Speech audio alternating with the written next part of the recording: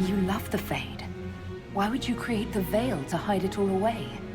Because every alternative was worse. Meaning? Had I not created the Veil, the Evenurus would have destroyed the entire world. You said that the Elven gods went too far. What did they do that made you move against them? They killed Mythal. A crime for which an eternity of torment is the only fitting punishment. I thought Mythal was one of the Evenurus. She was the best of them. She cared for her people. She protected them. She was a voice of reason. And in their lust for power, they killed her. The Evenurus were elven mages. How did they come to be remembered as gods? Slowly. It started with a war. War breeds fear. Fear breeds a desire for simplicity. Good and evil, right and wrong, chains of command. After the war ended, generals became respected elders, then kings, and finally gods. The Evenurus. That's the past. What about the future? I lay in dark and dreaming sleep while countless wars and ages passed. I woke still weak a year before I joined you. My people fell for what I did to strike the Evenurus down. But still, some hope remains for restoration. I will save the Elven people, even if it means this world must die.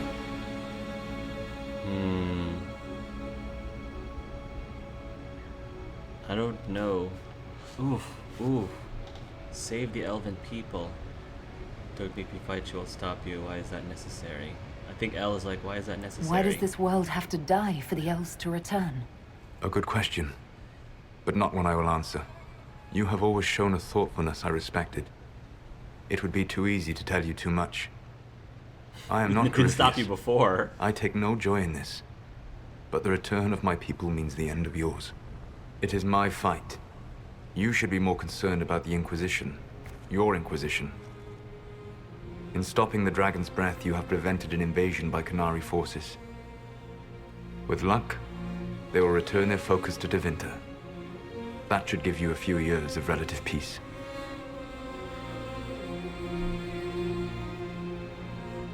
You control the Illuvians now. Yes. You remember Briala from Halam-Sharal? For a time, she controlled part of the labyrinth. One of my agents was supposed to take it from her, but he did not succeed. I had to override the magic personally. The Qunari stumbled upon this section independently. With them gone, the Illuvians are now mine. The Qunari said the Inquisition was unknowingly working for agents of Fen'Harel. I gave no orders. You led us to Skyhold. Corypheus should have died unlocking my orb. When he survived, my plans were thrown into chaos. When you survived, I saw the Inquisition as the best hope this world had of stopping him. And you needed a home. Hence, Skyhold. What would have happened if Corypheus had died, and you'd recovered the orb? I would have entered the Fade using the mark you now bear. Then I would have torn down the veil. As this world burned in the raw chaos, I would have restored the world of my time. The world of the elves. If you destroyed the veil, wouldn't the false gods be freed? I had plans. I never thought of you as someone who would do that, Solus. Thank you. You must understand. I awoke in a world where the veil had blocked most people's conscious connection to the Fade. It was like walking through a world of tranquil. We aren't even people to you? Not at first. You showed me that I was wrong. Again. That does not make what must come next any easier. You gave your orb to Corypheus? Not directly. My agents allowed the Venatori to locate it. The orb had built up magical energy while I lay unconscious for millennia. I was not powerful enough to open it. The plan was for Corypheus to unlock it, and for the resulting explosion to kill him. Then I would claim the orb. I did not foresee a Tevinter Magister having learned the secret of effective immortality. Whatever your reasons, we couldn't have defeated Corypheus without you. Your doubts are misplaced. Everything you accomplished, you earned.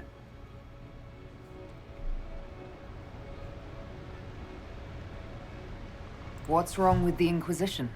You created a powerful organization, and now it suffers the inevitable fate of such. Betrayal and corruption. It's not that simple. Isn't it? Perhaps we should ask your friend, the Iron Bull. Tell me, where is he? Do you know how I discovered the Canary plot? Oof.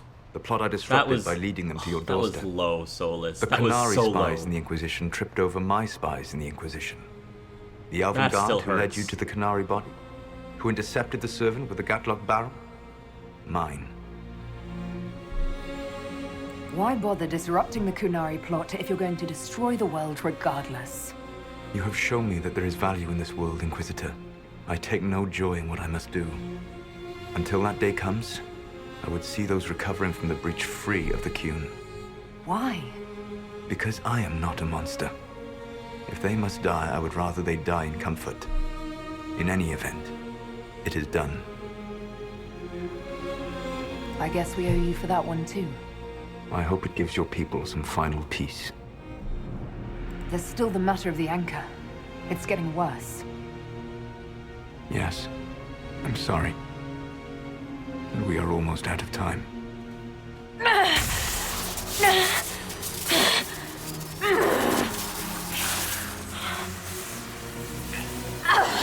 The mark will eventually kill you. Drawing you here gave me the chance to save you. At least for now.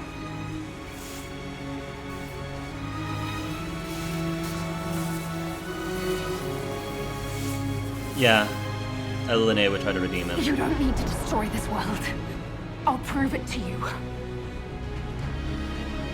I would treasure the chance to be wrong once again, my friend. Take my hand. I'm sorry. Live well, while time remains.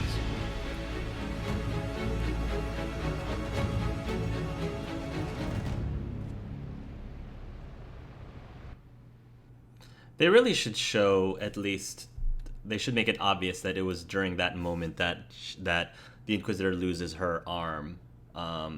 Maybe like a close-up of the arm disintegrating or something, because it just kind of came out of nowhere in this next scene. Almost looked like a glitch for some people.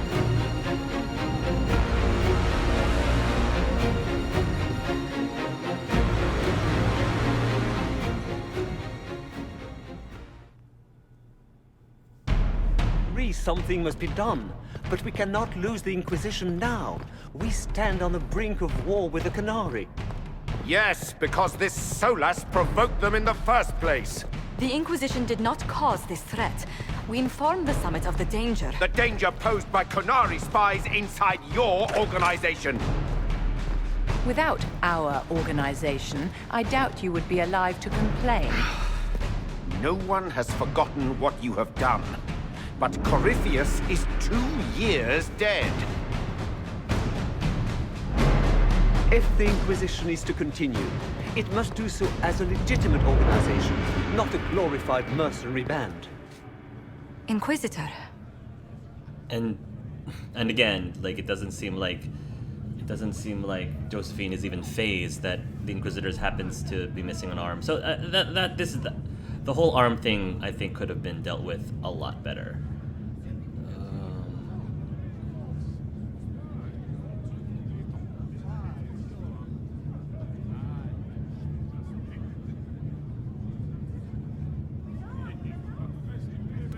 I think that even though Art wants to redeem Solus and Elle wants to redeem Solus, they both want to redeem Solus, I think they're going to go about it in two different ways. Art is doing it by keeping the Inquisition together. Elle is going to do it by disbanding it. You all know what this is?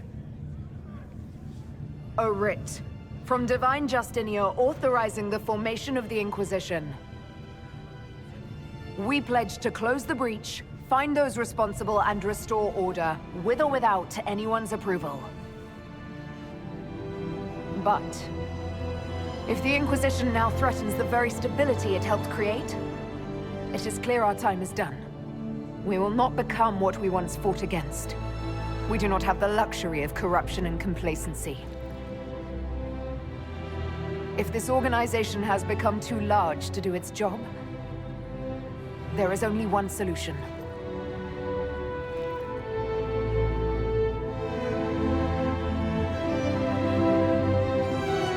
Effective immediately, the Inquisition is disbanded.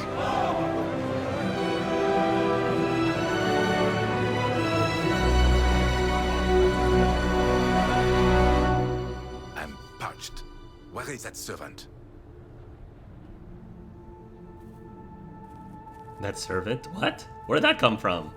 What? I don't remember this. Maybe we'll have some, you know, a little bit of time to ourselves, Cullen. Take a break, Cullen. Take a little bit small vacation. Just the two of us. We'll go on our honeymoon. Give us a chance to go on our honeymoon. And then we'll deal with Solus afterwards. It's so sad that we don't have Iron Bull with us, though. Doggone it, IB.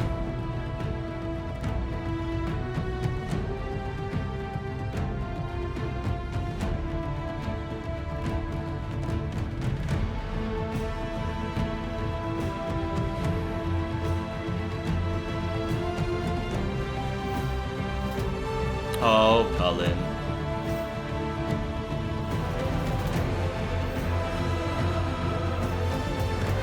And Cullen just stays there. That's so sweet. He didn't even bother walking away. That's very sweet. Oh, those two are so adorable! Yay! In short order, the Inquisition was disbanded. Some were relieved to see the unpredictable organization dismantled.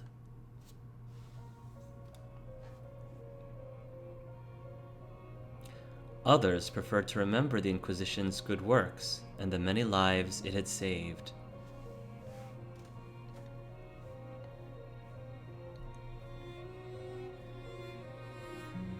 Those who had served returned to their former lives, knowing they had stopped a great evil from destroying the world.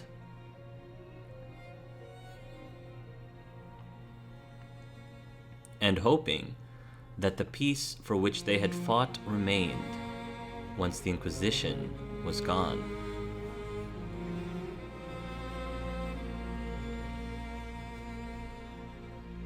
With the dragon's breath disrupted, the Qunari retreated back to the north. The Ben-Hassrath disavowed the Vidisala's actions.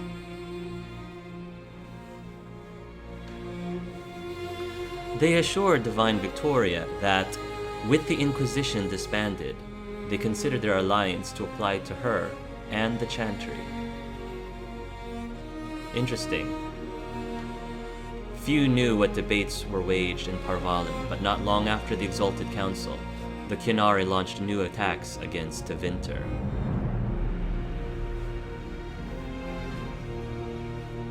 Their aggression caught the already unstable Imperial off guard. Tevinter was soon mired in a war many feared could spread across Thedas. Whispers in Val Royeaux suggested that the Qunari had asked Divine Victoria to assist them. None yet knew her answer.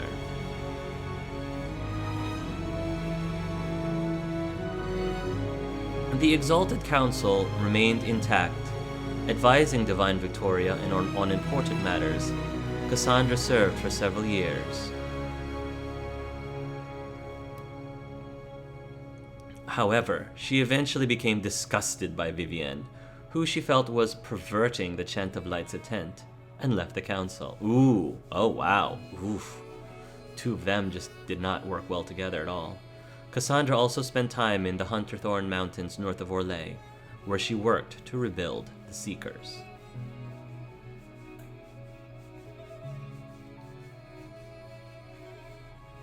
For a time, the new Seekers remained reclusive, showing no interest in worldly affairs, and working to a purpose few outside their order could guess.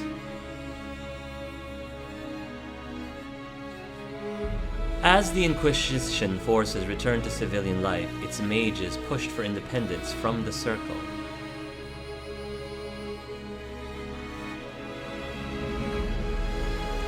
Divine Victoria, secure on her sunburst throne, and with a rebuilt Chantry Circle at her disposal, chose to be magnanimous.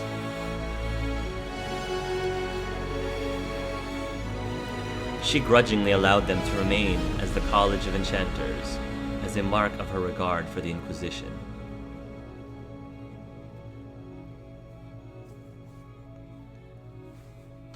For the next few years, the College and the Circle coexisted peacefully, if barely.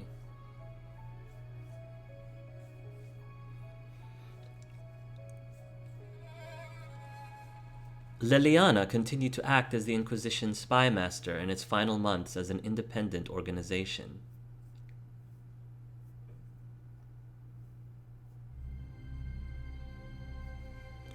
During this time, she shared many of her responsibilities with her most trusted agents, including Charter, Rector, and Harding. Many believe that Leliana feared what lay on the horizon and was grooming successors in anticipation of the challenges ahead.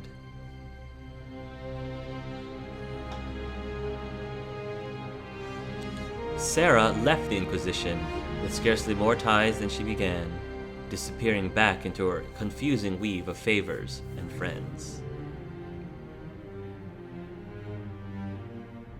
After seeing the world brought to the brink by arrogance and pride, it was a blessing to return to normal, however strange and normal it might be.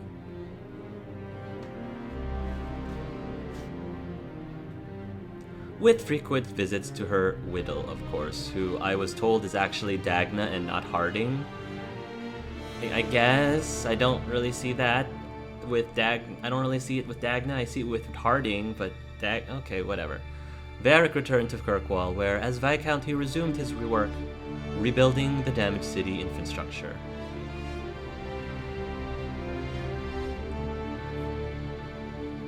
Under his rule, the city-state finally resumed its place as the major hub of the Free Marches.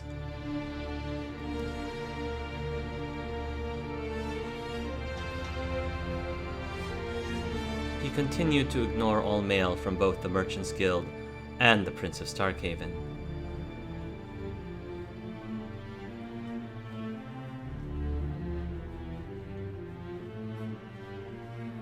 It was never clear if the Iron Bull knew he would be forced to turn upon the Inquisition, or if he was lying the entire time. That's so sad. So sad. Regardless, after his death, Talvashath mercenaries across Orlais and Ferelden were looked upon with suspicion. The betrayal hurts, cuts so deep. Those who remained in the South found their lives even harder as a result.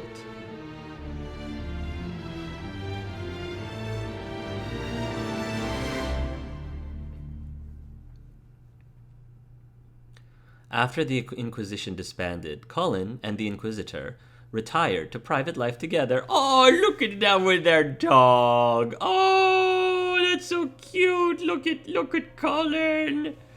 Unburdened by the restrictions of their offices, they continued doing good works on their own terms. That's so sweet. I'm glad they got to have some time to live a normal life, sort of. That is, after a long overdue visit to Cullen's siblings, who were overjoyed to meet their new sister-in-law. So sweet. That's a great happy ending for them.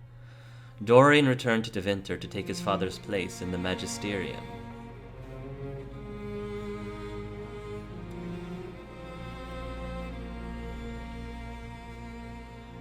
As rumors flew about the Imperium's infighting, Dorian was spoken of often as a voice of resistance against corruption.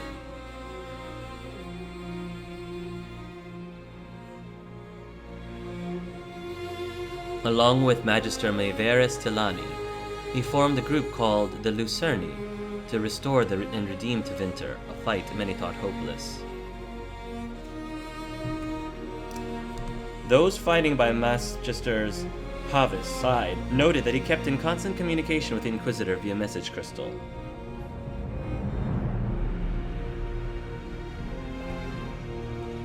Whether for vital information or for moral support, these talks seemed to give Dorian the strength to continue his fight.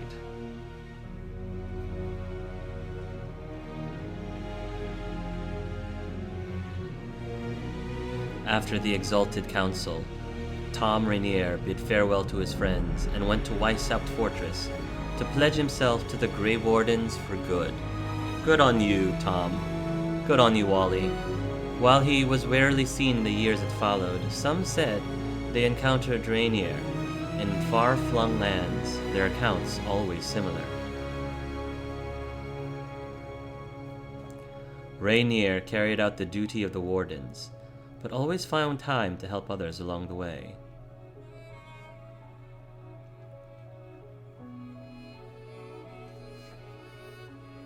Sometimes he served as a shield for the defenseless. Other times he spread simple cheer among children with gifts of small carved toys. That's adorable. Very adorable, Wally. With the Inquisition disbanded, Josephine made her farewells and returned to Antiva and her family.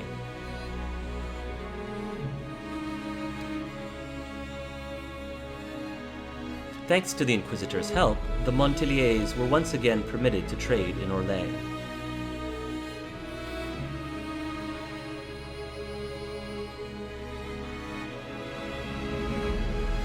The next few years were a busy time, as many ships with the Montilier crest were built and set sail again from Antiva's harbors.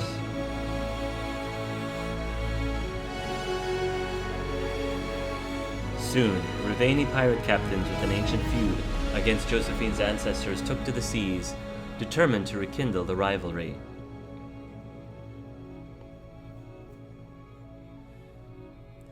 Apart from Josephine's sister Yvette, nearly eloping with a dashing pirate prince on one occasion, Lady Montilier took the development in stride.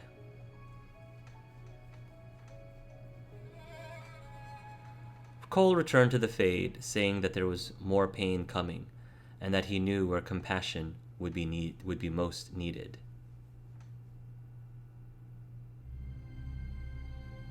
He promised that his friends in the Inquisition would remember him, and that where the hurt was greatest, he would help. I'm gonna miss you, Cole. After the events at the Winter Palace, elves left the Inquisition under mysterious circumstances, as did elven servants across Thedas.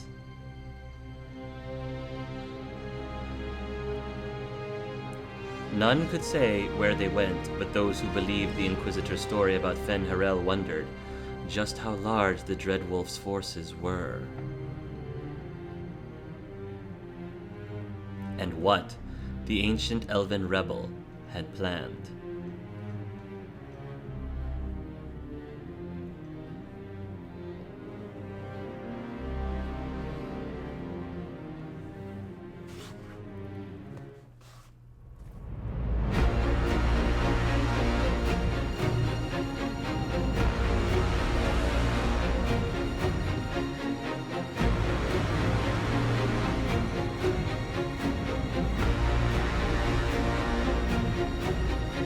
My agents have found nothing.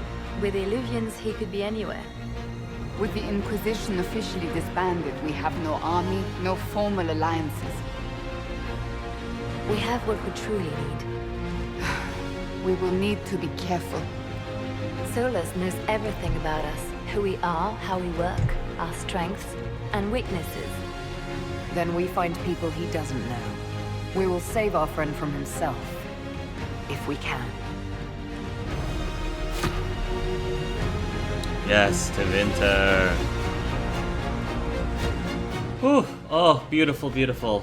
Thank you, BioWare and executive producer Mike Dara. And creative director Mike Laidlaw. So, okay, ladies and gentlemen, we did it. We did it. We have played through Inquisition not only once, not only twice, but 3 times. And it has been an amazing experience. This will probably not be the last time I personally will play Inquisition. I can't promise that I'm going to do yet another Let's Play of it. I know tons of you have been asking me to do a Llewellyn Let's Play. Some of you have been asking me to do another Let's Play, perhaps with a different world state, maybe with Loghain being alive and well. It's definitely something I would love to do. I just don't know how realistic that would be, especially since, you know, going through this game once is a lot, and I could either do that versus play a different game, let's play a different game, and it just makes more sense for me to let's play another game instead of let's playing a game that I've already gone through 3 times, you know? So hopefully people will understand that. I'm sure I will play through the Llewellyn playthrough, at least on my own, just because I just absolutely love this game. Probably will play it one more time just before the next Dragon Age comes, but for the time being, I am setting my sights for the next major BioWare release. Of course, I am talking about Mass Effect Andromeda, but we will talk more about Andromeda at a later date. Anyway, I just wanted to say how much I absolutely, again, adored the Cullen romance. I do believe that it is my favorite romance of all of the ones I've experienced so far. I absolutely love Dorian. I absolutely love the Iron Bull. But Cullen is his type of romance is the one that speaks the most to me personally, and it did not disappoint. I went in thinking it was going to be my favorite, and it absolutely was. So I was not surprised. But it was an enjoyable time. I loved playing as Elle. Again, having the opportunity to play a Inquisitor that is completely different from the other Inquisitors that I had. If you guys watch all through this Let's Play and the other 2 Let's Plays, major props to you, because, you know, not everyone would be able to sit through watching a Let's Play of the same game 3 times. Like, mad kudos to you. And not that there's anything wrong for everybody who, you know, did not watch through all 3. I personally don't think I would be able, if I was a viewer myself, if I had a Let's Player that I really enjoyed, I would really have to like that Let's Player to genuinely be able to watch through 3 Let's Plays of the same game. So if you guys did, then thank you so much. I hope that it was still entertaining and enjoyable even the 3rd time around. And I am looking forward to seeing what next Let's Play I will be doing. So again, thank you guys so much for all of your support. Hi, Aaron Flynn. I love Aaron Flynn, such an adorable man. Sorry.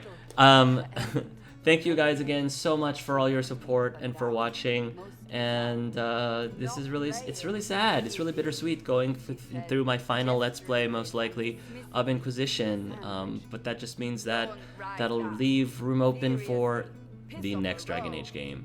Until then, everybody, love yourselves and love each other.